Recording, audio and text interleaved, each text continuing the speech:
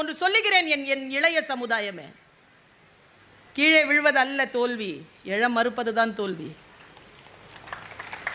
கீழே விழுந்தா கூட பாக்ஸிங் பார்த்துருக்கியா, கீழே விழுந்துருவாங்க, நாக் அவுட்டு, ஒன்றும் தெரியாது. மறுபடியும் ரெஃப்ரி வந்து சொல்வார் 1 2 3 4 5 6 7 8 9 10 வாய்ப்பு கொடுக்கும் வாழ்க்கை.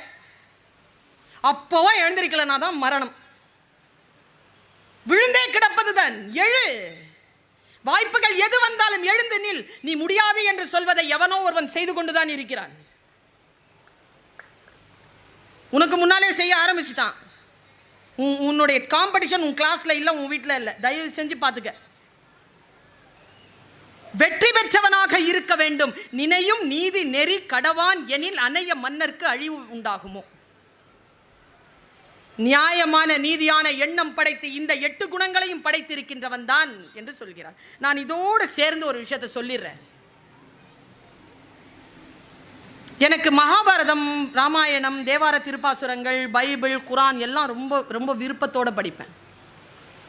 என்னமோ ஒரு விஷயம் சொல்லுது, இத்தனை கோடி மக்களை வசீகரிக்கிறது. ஒன்றை மிகச் சரியாக புரிந்து கொள்வதற்காக நான் சொல்லுகிறேன். பாருங்க, எனக்கு நான் சமீபத்தில் அந்த விஷயம் என் மனசில் வந்தது, உங்கள்கிட்ட கடத்திரணுங்கிற ஆசையில் நான் சொல்லிட்டு இருக்கிறேன். இதை ராமாயணத்தில் 4 அண்ணன் தம்பிங்க இல்லப்பா, அப்படி தானே? சரியா சொல்கிறேனா? ராமன், பரதன், லக்ஷ்மணன், சத்ருக்னன். எனக்கு இந்த 3 பேர் பற்றி தெரியும், நிறைய படிச்சிருக்கேன். சத்ருக்னன் பற்றி படிக்கவே இல்லைப்பா நான். 12,000 பாட்டிலே சத்ருக்னன் இல்லை, சும்மா அங்கங்கே வருது, ஒரு வார்த்தை வருது. சத்ருக்னன் அப்படிங்கிற சொல்லுக்கு என்ன அர்த்தம்? நான் ஒருத்தர்கிட்ட கேட்டேன். சத்ருனா பகை, க்னன் என்றால் அழித்தவன், பகை அழித்தவன். ஆனால் அவன் எந்த போர்லையும் ஈடுபட்டதா சரித்திரம் இல்லை. அப்படி என்றால் சத்ருக்னன் என்பதற்கான பொருள் என்ன என்று வியாக்கியானம் கேட்டபொழுது பெரியவர்கள் ஒரு வார்த்தையை சொன்னார்கள். நான் அப்படியே கடத்தி விட்டு போகிறேன், ஆசீர்வாதம் கொண்டவர்கள் புரிந்து கொள்ளுங்கள். ஒவ்வொரு பிறப்பிற்கும் ஒரு நோக்கம் இருக்கிறது. எல்லோருக்கும் ஒரு நோக்கம் இருக்கிறது. எனக்கு ஒரு நோக்கம் இருக்கிறது. சத்ருக்னனுக்கு என்ன நோக்கம் தெரியுமா? பரதனுக்கு நிழலா இருக்கணுங்கிறது அவனுடைய பிறப்பினுடைய நோக்கம். அதான் நோக்கம். சரி, பரதன் என்ன மாதிரி இருப்பான்? சுமாரா. ராமன் வந்து நர்த்தகி நட்ராஜ் மாதிரி சூப்பராக இருப்பான். ஏன் கூட இருக்கணுமா, அவங்க கூட இருக்கணும்னா அவங்களுடைய சௌந்தரியம் நம்மளை வசீகரிச்சிடும். சரியா? ராமனுடைய சௌந்தரியம் பயங்கரமாக இருக்குமாங்க, வசீகரிக்குமா, அப்படி வசீகரிக்குமா அந்த சௌந்தரியம். ஆனால் அந்த சௌந்தரியத்தை பக்கத்தில் நீ போயிட்டனா நீ உன் பிறப்பின் நோக்கம் உனக்கு விடுபட்டு போயிடும். நீ பரதனோட இருக்க முடியாது. சத்ருக்னன் இந்த உலகமே, இந்த உலகத்தினுடைய அனைத்து ஆன்மாக்களும் போய் மண்டியிடக்கூடிய ராமன் என்கின்ற சௌந்தரியம் என்பது தன் வாழ்க்கைக்கு பகை என்பதனால் அதை வென்றவன் என்பதற்காக அவனுக்கு சத்ருக்னன்னு பேர். எல்லாருக்கும் நல்லவங்க தான். அமுதால் செய்த நஞ்சு சில பேருக்கு தான் அது அமுது, பல பேருக்கு நஞ்சு. அமுதம் என்றால் நீ சாப்பிடலாம், நஞ்சு என்றால் சீதை ராமனுக்குத்தான் அமுது, ராவணனுக்கு நஞ்சு. அதனால்தான் அஞ்சினேன் அஞ்சினேன் அச்சீதை எனும் அமுதால் செய்த நஞ்சினால் நாளை இலங்கை வேந்தன் இத்தகைய நன்றோங்கிற மண்டோதரி. நம் பிறப்பினுடைய நோக்கை, நம்முடைய இலக்கை அழிக்கக்கூடிய எதுவுமே நமக்கு சத்ரு என்பதனை நாம் புரிந்து கொள்ள வேண்டும். நான் இப்படி சொல்றேன்.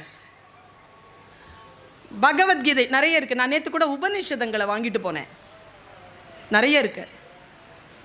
ரிக்யஜுர் சாமம் அதர்வனம் எல்லாம் போட்டு 10 உபநிஷதங்களும் சேர்ந்து ஒரு நல்ல ஒரு புத்தகம், பெருசாக இருக்குது, இவ்வளோ பெரிய புக்கு எடுத்துகிட்டு போனேன். சூப்பராக இருக்கும், ஏதாவது செய்தி இருக்கும், படிக்கலாம். பைபிள் திருவிவிலியம் இப்பொழுது மொழிபெயர்ப்பு ரொம்ப அழகாக வந்திருக்கு. முதல் ஆறுமுக நாவலரிலிருந்து மாறுபட்டு சில வார்த்தைகளை அவர்கள் சரி செய்து இப்பொழுது வெளியிட்டு இருக்கிறார்கள். குரான் பிரமாதமாக வந்திருக்கு. வாசிக்கும் பொழுது ஒரு விஷயத்தை நான் யோசித்தேன். கிருஷ்ணன் இருக்கான்ல, கிருஷ்ணன் அவன் பகவத்கீதை சொன்னதா பதிவாக இருக்கு இல்லையா? யாருக்கு சொன்னான்? யாருக்கு சொன்னான்? அர்ஜுனனுக்கு சொன்னான். அப்படியா? அர்ஜுனன் மட்டும்தான் அதை கேட்டானா? வேற யாரும் கேட்கலையா? காதலியா சொன்னான்? இல்லை, போர்க்களத்தில் நின்று சொல்றான். சரி, பின்னால் அவனுக்கு மட்டும் தான் கேட்கணும்னு வச்சுக்கோங்களேன். அதை தவிர்த்து 2 பேர் மகாபாரதத்தில் பகவான் சொன்ன பகவத்கீதையை 2 பேர் கேட்டாங்க. ஒன்று சஞ்சயன், இன்னும் ஒன்று திருதராஷ்டிரன். சஞ்சயன் அப்படியே பார்த்து சொல்றான், சொன்னதை அப்படியே திருதராஷ்டிரன் கேட்கிறான். நான் கேட்கிறேன், சொன்னது ஒரே பொருள் தான், அர்ஜுனனுக்கு புரிந்தது போல் திருதராஷ்டிரனுக்கு புரிந்ததா? எல்லா சொல்லும் எல்லோருக்கும் புரிந்து விடுவதில்லை. ஆசீர்வதிக்கப்பட்டவர்கள் புரிந்து கொள்கிறார்கள். நம்முடைய வாழ்க்கையை செதுக்கி மிக நல்ல நேரங்களாக, நல்ல விஷயங்களாக எடுத்துக்கொள்வதற்கான ஒரு வாய்ப்பை நம்முடைய அலர்ட்னஸ் தான் தரும். நாம் அலர்ட்டா இருக்கணும். நம்முடைய அலர்ட் இருக்குதா? இப்போ குழந்தைகள் இருக்கிறீர்கள். நான் இங்கே என்ன தெரியுமா வியப்பா பார்க்குறேன், இந்த 45வது புத்தக திருவிழாவுக்கு இருக்கக்கூடிய மிகப்பெரிய அற்புதத்தை சொல்கிறேன். நானும் நிறைய பல காலமாக வரேன். பேண்டமிக் பீரியடுங்க. பேண்டமிக் பீரியட் முடிச்சு வந்திருக்கிறோம். இந்த புத்தக திருவிழாவை நடத்துகின்றவர்களுக்கு வாழ்த்துக்கள். காய்ச்சலில் படுத்து எழுந்து வந்த மகனையோ மகளையோ அரவணைக்கின்ற தாய் தந்தையரை போல் அரவணைத்து கொண்டிருக்கிறார்கள். இந்த காட்சியில், புத்தக காட்சியில் நல்ல விஷயங்களை செய்து கொண்டிருக்கிறீர்கள். வயது முதிர்ந்த ஒரு 90 வயது கிழவரையும் பார்த்தேன். அரும்பு மீசை, கையில் இவ்வளோ புத்தகத்தை எடுத்துகிட்டு ஒரு இளைஞன் நடந்து வரான், அதையும் பார்த்தேன். நீங்கள்லாம் ரொம்ப சந்தோஷப்படலாம் சார். புத்தகம் வாசிக்கக்கூடிய இளைஞர்கள் அதிகமாக சமூகத்தில் வன்முறையும் குற்றங்களும் குறைந்து கொண்டே வரும். அற்புதமான விஷயம் அது. நான் இன்றைக்கு நிறைய குழந்தைகளை பார்த்தேன். இளைஞர்கள் எல்லாம் புத்தகத்தை அப்படி அடுக்கி வச்சுக்கிட்டு, இந்த மிட்டாயெல்லாம் அடுக்கி வச்சுட்டு போகிறாங்களோ அப்படி ஆசையாக நடந்து போகிற குழந்தைகளை பார்த்து. வயது முதிர்ந்தவர்கள் இருக்கிறீர்கள், இளைஞர்கள் இருக்கிறீர்கள், பெண்கள், எத்தனை பெண்கள் அப்படி நின்று புத்தகம் வாங்குறாங்க. எனக்கு தெரிஞ்சு இந்த வயது, இந்த விஷயங்கள் இருக்கு இல்லையா, அது ஒரு கணக்கு தான். இப்போ வயதானவர்கள் இருக்கிறார்கள் என்பதற்காக அந்த வயதானவர்களை நம்ம ஒன்றும் குறையாக மதிப்பிடுறது இல்லை. சின்ன குழந்தைகளை தூக்கி கொண்டாட வேண்டியதும் இல்லை. எல்லாம் அந்த நேரத்திற்கு அவர்கள் சரியாக சிந்திக்கிறார்களா என்பதை மட்டும் பார்த்துக் கொள்ளுங்கள். 65 வயசு ஆண் ஒருத்தர் கேவலமாக நடந்துக்கிட்டார். நான் கேட்டேன் அவர்கிட்ட, ஐயா 65 வயசாச்சு இப்படி நடந்துக்கிறீங்களே? அவன் பதில் பாருங்க சொன்னது, இந்த வயதில் எப்படி நடந்து கொள்வது என்று எனக்கு தெரியவில்லை. ஏனென்றால் இந்த வயதில் இதற்கு முன் நான் இருந்ததில்லை. அப்படிதானே?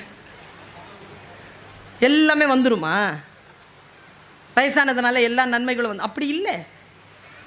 ஆனால் ஒன்று சொல்கிறேன், இந்த உலகம் நம்மை எப்படியேனும் தாழ்த்த வேண்டும், வீழ்த்த வேண்டும் என்று நினைக்கும். அதிலிருந்து எப்படி நம்மளை காப்பாற்றிக்கிறதுக்குன்னு ஒரு வார்த்தையை சொல்கிறேன் நான். மார்டின் நவரத்னலோவான்னு ஒரு அம்மா இருக்கு, தெரியுமா யாருக்காவது? தெரியும். ஸ்டெஃபி கிராஃபர் தெரியும் எல்லாருக்கும். ஏன்னா நம்ம எல்லாருமே ஸ்டெஃபி கிராஃபனுடைய ஃபேன்ஸ் தான். மார்டின் நவரத்னலோவா யாருக்கும் பிடிக்காது. அதுக்கான அரசியல் நமக்கு தெரியும். அந்த அம்மா அழகாக இருக்கும். அந்த மார்டினை ஏன் எனக்கு பிடிக்காதுன்னா, ஆடும்போது டென்னிஸ் இந்த இடத்துல ஒரு சவுண்டு கொடுக்குங்க, அது அப்படின்னா. இப்போ நான் பேசிகிட்டே இருக்கிறேன், அவங்க இருமிக்கிட்டே இருந்தாங்கன்னா எனக்கு டிஸ்ட்ராக்ஷன் ஆகும். இந்த ஸ்டெஃபி கிராஃபர் தோக்கிறதுக்காகவே இந்த அம்மா இப்படி பண்ணுது இப்படின்ட்டுலாம் நான் கோச்சிக்கிட்டு இருந்திருக்கிறேன். நான் ஃபஸ்ட் இயர் செகண்ட் இயர் படிக்கும் போதெல்லாம் பயங்கரமாக பார்ப்பேன் அந்த மேட்சஸ். இப்போ சமீபத்தில் அந்த அம்மாவுடைய ஒரு பேட்டி பார்த்தேன். அந்த பேட்டியை உங்களுக்கு சொல்கிறேன். அந்த அம்மா சொல்கிறாங்க, என்ன வார்த்தை பாருங்கள், என்ன 43 வயசாகிடுச்சு, இப்போவும் பேட் போட்டால் அப்படி ராக்கெட் மாதிரி வருது. அதுக்கு ராக்கெட்னு பேருங்க, அந்த பேட்டுக்கு மட்டும்தான் ராக்கெட்னு பேர். நான் இப்போ பார்த்தேன், என் பையன் சொன்னான், பிளேலிஸ்ட்டுன்னு போட்டால் லதா மங்கேஷ்கர் பிளேலிஸ்ட்டுன்னு வருது, ஏஆர் ரஹ்மான் பிளேலிஸ்ட்டுன்னு வருது, சரியா? இளையராஜா பிளேலிஸ்ட்டுன்னு வருது, யுவன் சங்கர் ராஜாவுக்கு மட்டும் ட்ரக்ஸுன்னு வருதுங்க. போதையாம் அவனுடைய பாட்டு, ட்ரக்ஸ்ன்னு வருது சார், அவ்வளோ போதையாம். நான் யோசிச்சு பார்க்குறேன், எது அவர்களை எல்லாம் இப்படி இயக்குகிறது? எது இந்த ஃபயர் இருக்க? ஒரு படம் எடுக்கிறாங்க, ஒரு பாட்டு பாடுறாங்க, ஒரு சமையல் செய்கிறாங்க, ஒரு டான்ஸ் ஆடுறாங்க, அப்படி ஃபயர் இருக்குது அவங்கக்கிட்ட. மற்றவங்க எல்லாம் கன்சியூமர்ஸாக தானே இருக்கிறோம். அது என்ன ஃபயர்? அது எப்படி நான் உங்ககிட்ட கடத்துறது? நான் ஒரு வார்த்தை சொல்கிறேன், வி ஆர் ஆல் யூனிக். 600 கோடி மக்கள்லையும் உங்ககிட்ட தான் இந்த தலைமுடி உங்ககிட்ட தான் இருக்குது. உங்கள் தலைமுடி, உங்கள் கண்ணு உங்ககிட்ட மட்டும்தான் இருக்குது, அது அடுத்தவங்ககிட்ட இல்லை. எல்லாம் ஃப்ரீயாக கிடச்சிருக்கு உங்களுக்கு. நீங்கள் யூனிக். இறைவன் பூமியில் குப்பைகளை எறிவதில்லை. we are all unique people. இப்போ மார்ட்டின் நவரத்ன உள்ளவங்கிட்ட கேட்குறாரு, 43 வயசாயிருச்சு உனக்கு, தோக்க மாட்டேங்கிற, பெரிய பெரிய இதெல்லாம் ஜெயிக்கிற, என்ன மேட்டர்னா உடனே அந்த அம்மா தந்த பதில் தாங்க உங்க எல்லாருக்குமே அந்த கல்லை வைரமணி ஆக்கின்ற அற்புதமான சொல். அவ சொல்றா, நான் என்னுடைய கோர்ட்டுக்கு வந்து நிற்கும் போது, என் கையில் நான் ராக்கெட் எடுக்கும் போது, என்னை நோக்கி பாய்ந்து வரும் பந்திடத்தில் என் வயதை நான் சொல்வதில்லை. அவ்வளவுதான். என்னுடைய கோர்ட் அப்படிங்கிறது இது கிடையாதுங்க. இந்த லிமிட்டேஷன் கிடையாது. என்னுடைய கோர்ட் அப்படிங்கிறது இந்த கண்ணின் ஓரத்திற்கும் இந்த கண்ணின் ஓரத்திற்கும் மத்தியில் தான் இருக்கிறதுங்கிறான். என்ன கான்சென்ட்ரேஷன் அது! நீங்க பார்த்திருக்கிறீங்களா? இந்த போல் வால்ட் இருக்குல்ல, உயரம் தாண்டுதல், கையில் அவன் அந்த அந்த கொம்பை கொண்டு வருவான், கொண்டு வந்துட்டு இப்படி பண்ணிட்டு காலை அப்படியே அடிச்சுட்டு இப்படி பார்ப்பான் பாருங்க. அங்கேயே ஃப்ரீஸ் பண்ணுங்க அந்த காட்சிங்கிற, நான் ஃப்ரீஸ் பண்ணி கிராஃப் போடுங்க.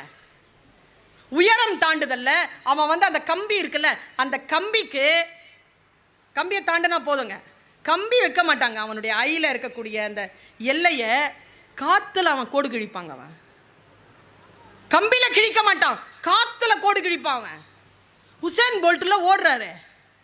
உசேன் போல்ட் கடைசியா ஓடி வந்த அந்த காட்சியை, அந்த வேர்ல்டு ரெக்கார்டை போட்டு பாருங்க. அவன் கண்ணு எதை பார்க்குதுன்ட்டு. நாமெல்லாம் யாரை பார்ப்போம் தெரியுமா? என்னை விட இன்னொருத்தங்க நல்லா பேசிடக்கூடாது, என்னை விட யாரும் நல்லா புகழ் பெற்றக்கூடாது, என்னை விட யாரும் படிச்சிடக்கூடாது, என்னை விட யாரும் சம்பாதிச்சிடக்கூடாது, பக்கத்தில் தான் பார்க்கறது. உசேன் போல்ட் வேர்ல்டு ரெக்கார்ட் பண்ணதுக்கு காரணம் அவன் பக்கத்தில் பார்க்க மாட்டான், அவன் டைம் போர்டை பார்ப்பான். டைம் போர்டு 9 செகண்ட்க்கு உள்ளே ஓடணும், அவ்வளோதான். இதுதான் வேர்ல்டு ரெக்கார்டு. இவங்க எல்லாருமே ஓட மாட்டாங்கன்னு தெரியும், இவனெல்லாம் பார்க்க மாட்டான். டைம் போர்டை பார்த்துட்டு ஓடுறவன் உசேன் போல்ட். நம்ம கான்சென்ட்ரேஷன் எங்கே இருக்கணுங்கிறது, நான் என்ன வேலை செய்கிறேனோ அந்த வேலையில் என்னுடைய கான்சென்ட்ரேஷன் இருக்கணும். அவன் சொல்கிறா, இதுக்கும் தாங்க என் கோர்ட்டு. அடுத்த ஒரு வார்த்தை சொன்னாங்க, என்னால் நான் சிலாகித்து போனேன். நாம் குடியிருக்கக்கூடிய வீட்டிற்கு அளவு உண்டு. நீங்கள் டூப்ளெக்ஸில் இருந்துக்கோங்க, நீங்கள் வந்து ஃப்ளாட்டில் இருந்துக்கோங்க, நீங்கள் பங்களாவில் இருந்துக்கோங்க, நீங்கள் இண்டிபெண்ட் ஹவுஸில் இருந்துக்கோங்க, நீங்கள் எங்கே வேணாலும் இருந்துக்கோங்க, அந்த இருப்பிற்கு ஒரு அளவு இருக்கு. புத்தி இருக்குல்ல, அதுக்கு அளவே கிடையாதுங்க. அந்த ஸ்பேஸ் ரொம்ப பெரிய ஸ்பேஸுங்க. அது பாத்திரம், மிகப்பெரிய பாத்திரம். அது மனதை அவ்வளவு விரிவாக வைத்துக் கொள்ளுகின்றவர்கள் வைரமாக ஜொலிக்கிறார்கள். அங்கே குப்பைகளை கொட்டி கொள்ளக்கூடாது. கிளியரா இருக்கணும், அந்த இடம் கிளியரா இருக்கணும். இப்படி சொல்கிறேன் என் அருமை தோழமைகளே, என் உறவுகளே, ட்ரீம் பிக். பெருசா யோசிங்க. Small aim is a crime. APJ, எனக்கு ஏபிஜே ரொம்ப பிடிக்கும். கலாம், அரசியல்லாம் விட்டுருங்க, அவரை பற்றி எந்த அரசியலையும் நான் பேசுவதில்லை. அவரை ரொம்ப பிடிச்சது காரணம் தெரியுமா? அவர் ஒரு விஷயத்தை ஒரு ஸ்டேட்மெண்ட்டாக கொடுத்தாருங்க. ஒருத்தங்கன்னா அப்படி தாங்க இருக்கணும். ஒவ்வொரு இப்போ முல்லை பதிப்பகத்துலேருந்து வந்திருக்காங்க, குமரன் பதிப்பகத்துலேருந்து இருக்கிறாங்க, அலையன்ஸ்லேருந்து வந்திருக்காங்க, ஐந்தினை இருக்குது, எமரால்டு இருக்குது, சந்தியா இருக்குது, பாரதி புத்தகாலயம் இருக்குது, பாரதி இருக்குது, ஆனந்த விகடன் இருக்குது, அக்கச்சக்கமாக கிடக்குது. என்ன நோக்கத்தோடு வருகிறார்கள்? அவங்களுடைய உலகம் எவ்வளவு பெரியது, அவர்கள் எவ்வளவு பெரிய சிந்தனைகளை கொண்டு வந்து கொண்டிருக்கிறார்கள். உங்கள்கிட்ட துணிச்சலாக ஒரு விஷயத்தை சொல்கிறேன் நான்.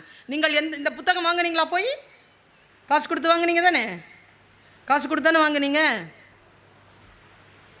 நான் ஒன்று சொல்கிறேன், இந்த பர்வீன் சுல்தான் நான் சொல்கிறேன், மனசில் எழுதி வச்சுக்கோங்க. எந்த புத்தகத்தையும் இந்த உலகத்தில் எவராலும் காசு கொடுத்து வாங்கிவிடவே முடியாது.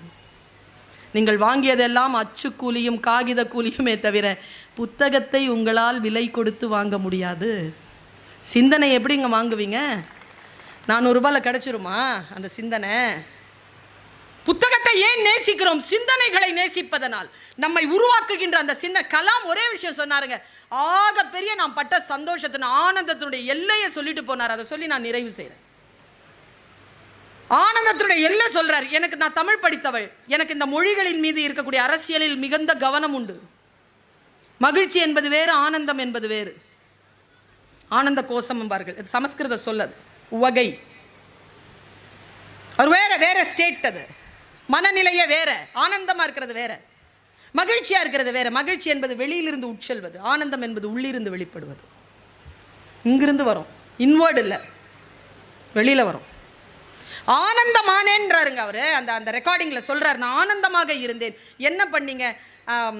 நான் வந்து ஏவுகணையை விட்டேன், அக்கினி விட்டேன், உலகத்தில் அணு ஆயுதத்தை வந்து தயார் பண்ணேன், எல்லாம் பண்ணேன். ஆனால் அதெல்லாம் என் டீம் ஒர்க்கு, அதெல்லாம் இந்தியாவை காப்பாற்றுற ஒரு முயற்சி தான், அறிவியல் முயற்சி தான். ஆனால் அப்போது அதெல்லாம் அழிவுங்க, என் மனசுக்கு அது சந்தோஷத்தை கொடுக்கலிங்கன்னு ஸ்டேட்மெண்ட் கொடுக்குறாருங்க அந்த வீடியோவில். உனக்கு எது மகிழ்ச்சியாக கொடுத்தேன்? என் ஃப்ரெண்டு ஒரு நாள் என்னை கூப்பிட்டான், நான் போனேன். கலாம் எப்படி 125, மற்றதெல்லாம் 36 40 தாங்க, இது 125 அளவு நம்ம ஏவுகணை. எப்படி 125 விட்ட? மற்றதெல்லாம் 34 36, ரஷ்யாவில் 36 48 அவ்வளோதான். இது 125 நம்முடைய ஏவுகணை. 125 அந்த கெப்பாசிட்டிக்கான விஷயத்தை எப்படிப்பா போட்ட அப்படின்ன உடனே ஃப்ரெண்டு கிட்ட சொன்னாராம், அதை நான் பயன்படுத்தின உலோகம் இருக்குல்ல, அந்த உலோகம் லைட் வெயிட்டான உலோகம். அதனால் நீங்கள் உள்ளுக்குள்ளே எவ்வளோ வேணாலும் சேட்டலைட் வச்சு அனுப்பலாம்.